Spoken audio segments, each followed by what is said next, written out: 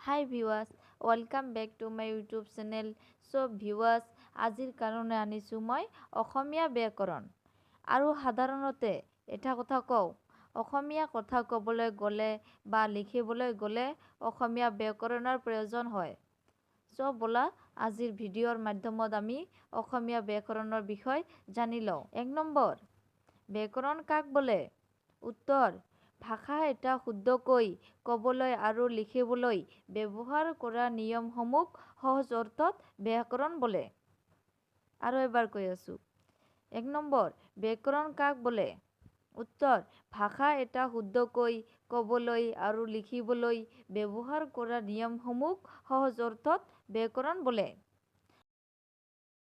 2 number পদ কাক বোলে? এই কেই প্ৰকাৰ আৰু কি কি? উত্তৰ বাক্যত ব্যৱহাৰ হোৱা প্ৰতিটো অৰ্থবাচক শব্দক পদ বোলে। সাধাৰণতে পদ 5 প্ৰকাৰ। যেনে 1 নম্বৰ বিশেষ্য পদ ঠাইৰ নাম বস্তুৰ নাম আদি বুজায়। 2 নম্বৰ সৰ্বনাম পদ বিশেষ্য পদৰ সলনি ব্যৱহাৰ হয়। তুমি, তেওঁ, ইয়াত, তাত। 3 নম্বৰ বিশেষণ পদ আন পদৰ গুণ দোষ অৱস্থা পৰিমাণ বুজায়। ভাল, বেয়া, কেঁচা, পকা। 4 নম্বৰ ক্ৰিয়া পদ কাৰ্য সম্পাদন কৰা বা নকৰা অৰ্থ বুজায়। সি গৈছে, তেওঁ নগ'ল। 5 নম্বৰ অব্যয় পদ ৰূপ সলনি নোহোৱা পদ।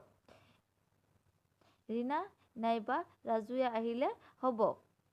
So viewers, মোৰ ভিডিঅ'টো চাই আপোনাক ভাল লাগিলে আপোনালোকে মোক লাইক, কমেণ্ট, শ্বেয়াৰ কৰিব আৰু নতুন নতুন ভিডিঅ'ৰ আপডেট পোৱাৰ কাৰণে মোৰ চেনেলটো ছাবস্ক্ৰাইব কৰিব আৰু কাষত থকা বেল আইকনটো বজাই দিব।